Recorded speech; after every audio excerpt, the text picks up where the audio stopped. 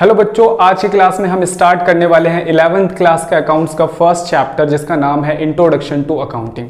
तो आज की क्लास हमारी 11th क्लास के फर्स्ट चैप्टर की फर्स्ट क्लास है। तो सारे बच्चों के लिए अकाउंटिंग सब्जेक्ट बिल्कुल ही नया है। तो मैं बता दूं कि अकाउंटिंग बिल्कुल बेसिक से स्टार्ट करूंगा, जैसे आज पहली क्लास स्टार्ट कर रहा हूं और लास्ट तक आपको सारी चीज़ें पढ़ाऊंगा।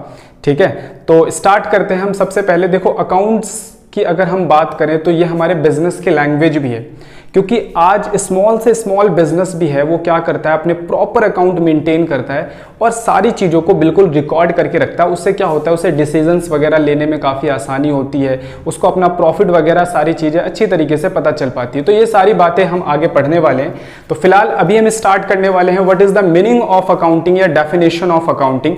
तो आइए स्टार्ट करते हैं। डेफिनेशन ऑफ अकाउंटिंग, अगर आपने इस पूरी अकाउंटिंग की डेफिनेशन को समझ ली तो आप ये समझ लो कि इस फर्स्ट चैप्टर के अंदर आपका 50% चैप्टर आपका कवर हो जाएगा, यानी कि आपको अकाउंट्स यहीं से आनी जो समझ में आनी स्टार्ट हो जाएगी। तो आइए स्टार्ट करते हैं। तो कह रहा है meaning and definition of accounting में, accounting is a systematic process. Why accounting is a systematic process? क्योंकि अकाउंटिंग एक ऐसी चीज है जिसे हम स्टेप बाय स्टेप करते हैं। क्या करते हैं? स्टेप बाय स्टेप करते हैं। यानी कोई ऐसी चीज अकाउंटिंग नहीं है कि भाई कोई सा भी स्टेप उठाया हमने पहले कर दिया।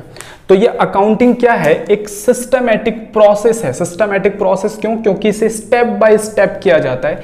तो अकाउंटिंग के स्टेप क्या है? स्टेप नंबर 1 आइडेंटिफाइंग किया जाता है, स्टेप नंबर 2 मेजरिंग किया जाता है, स्टेप नंबर 3 हमारा recording, then classifying, then summarising, interpreting and communicating. तो अब आपको समझ में आ गया होगा कि अकाउंटिंग को सिस्टमैटिक प्रोसेस क्यों कहते हैं।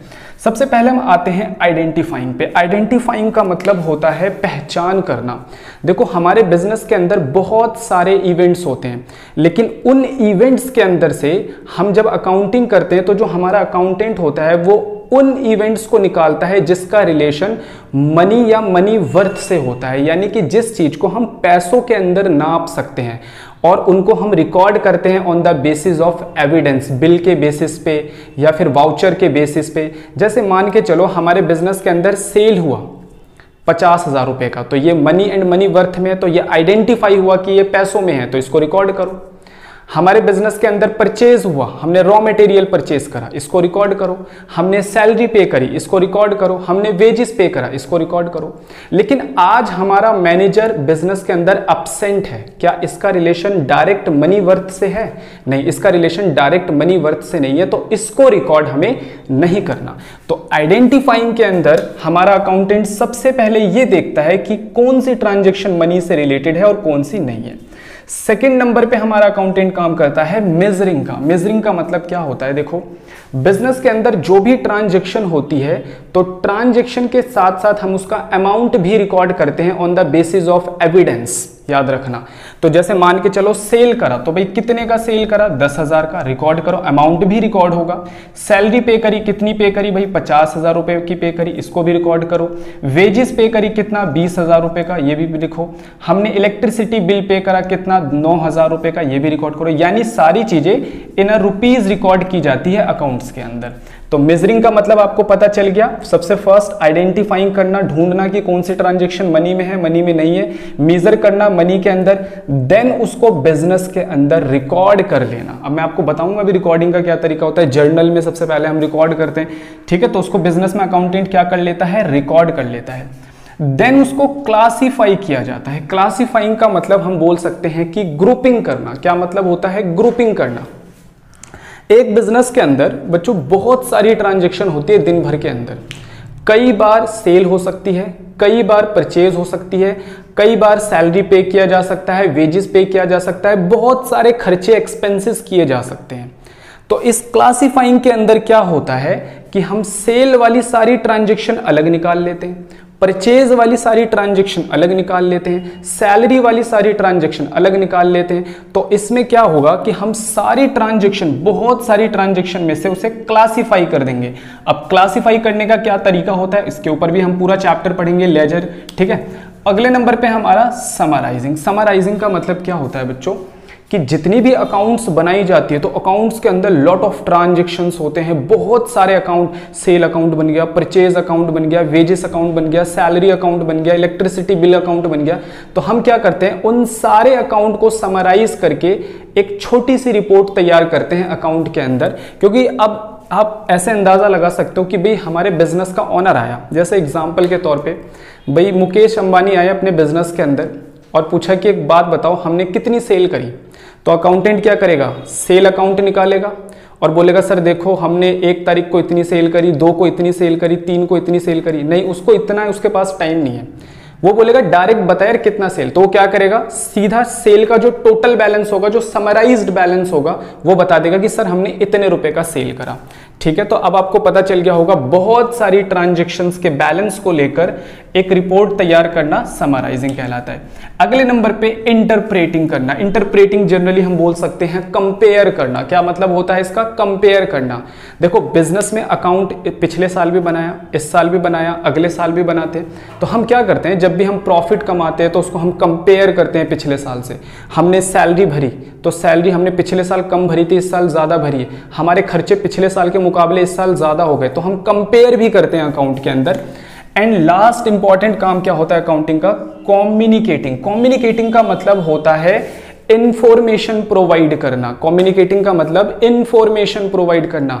वो अकाउंट है, अकाउंट से ही हमें पता चलता है ऑनर को कि मैंने जो जितनी पैसे लगाए बिजनेस के अंदर, कैपिटल लगाया, तो मेरे को प्रॉफिट हो रहा है कि नहीं हो रहा।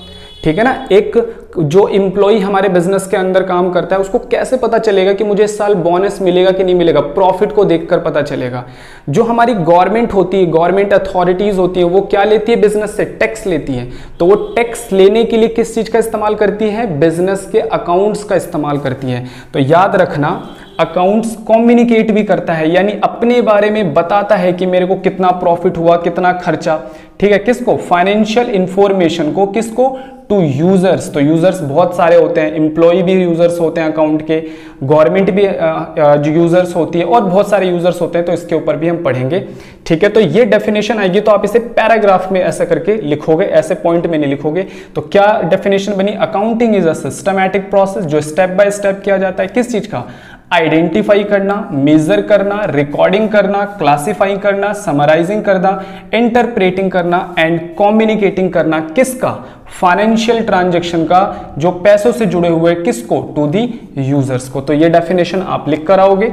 अगले नंबर पे एक बड़ा इंपॉर्टेंट नोट लिखा है, accounting is also called the language of business. याद रखना है बच्चों, अकाउंटिंग को बिजनेस की लैंग्वेज भी कहा जाता है।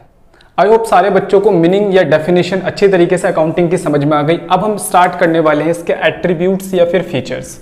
ठीक है, तो एट्रीब्यूट्स आ जाता है, फीचर्स आ जाता है, तो वही पॉइंट्स हमें लिखने होंगे जो हमने डेफिनेशन में पढ़ा था। डेफिनेशन में सबसे पहले क्या पढ़ा था, identification of financial transaction and events. तो ये आइडेंटिफाइंग का काम भी करता है।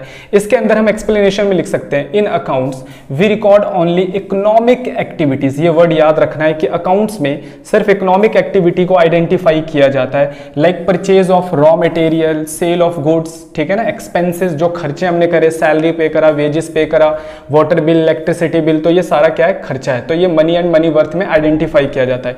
तो याद रखना है, इसमें आइडेंटिफाई करते हैं इकोनॉमिक एक्टिविटी को। ठीक है, उसके बाद क्या बोला था मैंने आपको, मेजर करना। मेजर का मतलब क्या होता है, जो भी हमने ट्रांजैक्शन आइडेंटिफाई करी है कि भाई ये बिजनेस की ट्रांजैक्शन है, ठीक है, उसको क्या करना, मेजर करना कि कितने अमाउंट से उसको रिकॉर्ड करना है। अगले नंबर पे रिकॉर्डिंग। तो रिकॉर्डिंग कैसे किया जाता है बिजनेस में, सबसे पहले जब हम बिजनेस के अंदर बहुत सारी ट्रांजैक्शंस हैं, बहुत सारे इवेंट है, तो उसमें से हमने देखा कि ये इकोनॉमिक इवेंट है, फिर हमने उसका अमाउंट निकाला कि इतने अमाउंट से इसे रिकॉर्ड करना है।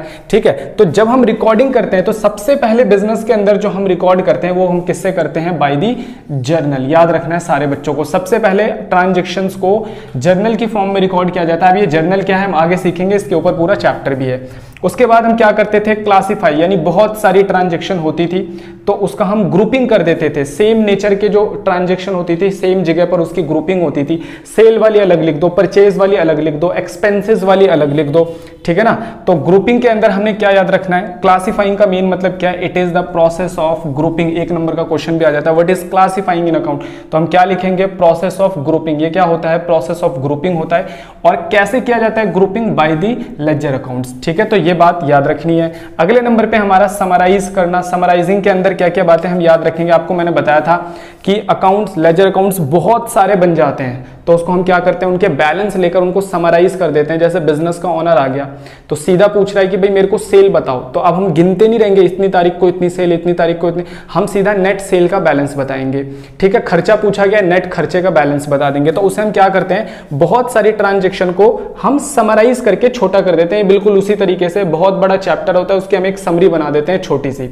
प्रेजेंटिंग द क्लासिफाइड डाटा, कह रहे हैं कि क्लासिफाइड डाटा को इस मैनर में प्रेजेंट करना कि वो क्या बन सके, अंडरस्टैंडेबल बन सके, इजी और यूजफुल बन सके। ठीक है ना, किसके लिए, internal as well as external users. Internal users का मतलब जैसे बिजनेस का ऑनर हो गया इंटरनल यूजर है, मैनेजमेंट हो गया इंटरनल यूजर है, एम्प्लॉय वगैरह हो गए वो इंटरनल यूजर है, यानी वो बिजनेस के अंदर के बंदे हैं। एक्सटर्नल यूजर का मतलब जैसे बैंक हो गया, हमारी गवर्नमेंट हो गई, तो ये एक्सटर्नल यूजर है, ये लोग भी हमारे अकाउंट्स का यूज करते हैं। ऑफ अकाउंटिंग, अच्छा किससे करा जाता है समराइजिंग, याद रखना समराइजिंग के लिए हमारे पास 4 टूल्स होते हैं। एक होता है ट्रायल बैलेंस, एक होता है ट्रेडिंग अकाउंट, एक होता है प्रॉफिट एंड लॉस अकाउंट और एक होता है बैलेंस शीट। तो 4 टूल होते हैं। तो कई बार आ जाता है समराइजिंग के लिए क्या क्या टूल यूज करते हैं, तो trial balance, trading account, profit and loss account and balance sheet, ये सब पढ़ेंगे अभी आगे जाएंगे। तो उसके बाद है एनालिसिस करना या फिर इंटरप्रेशन करना। तो मैंने क्या बताया था, एनालिसिस या इंटरप्रेशन का मतलब होता है जनरली कंपेयर करना। इसके अंदर हम क्या निकालते हैं, it's help for meaningful judgement, यानी इसके अंदर हम मीनिंगफुल जजमेंट निकालते हैं कि पिछले साल के मुकाबले इस साल सेल में क्या चेंजेस आए, पिछले साल हमारे खर्चे कितने थे, इस साल खर्चे कितने हो गए। इट हेल्प इन प्लानिंग, ये बेटर प्लानिंग के अंदर मदद करता है, किसमें, फ्यूचर में। ठीक है ना, बेटर वे से। तो याद रखना है कि हम एनालाइजिंग और इंटरप्रेशन करते हैं, इससे मीनिंगफुल जजमेंट निकालते हैं और फ्यूचर से क्या करते हैं, जो आने वाला फ्यूचर है उसको बेटर बनाने की कोशिश करते हैं और पास्ट से जो भी गलतियां हुई उससे हम सीखते हैं। तो बढ़िया प्लानिंग इससे बन पाती है। तो ये 6 हो गए, नेक्स्ट भी समझ लेते हैं।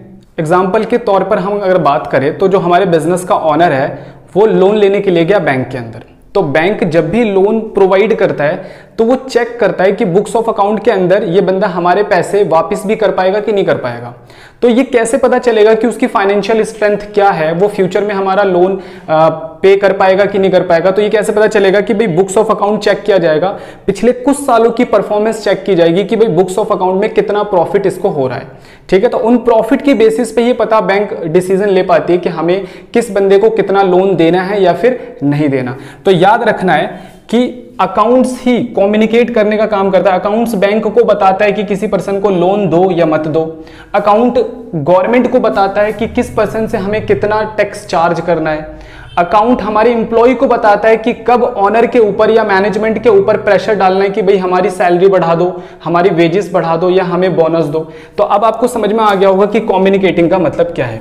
ठीक है ना, the accounting information must be provided in the time and presented to the users so that appropriate decision, यानी कि कम्युनिकेटिंग की वजह से ही जितने भी यूजर्स होते हैं वो एप्रोप्रिएट डिसीजन ले पाते हैं। जैसे कि बैंक डिसीजन ले पाता है अकाउंट को देखकर कि हम लोन दे या ना दे, गवर्नमेंट डिसीजन ले पाती है कि हमें कितना टैक्स लेना चाहिए, may be taken at the right time.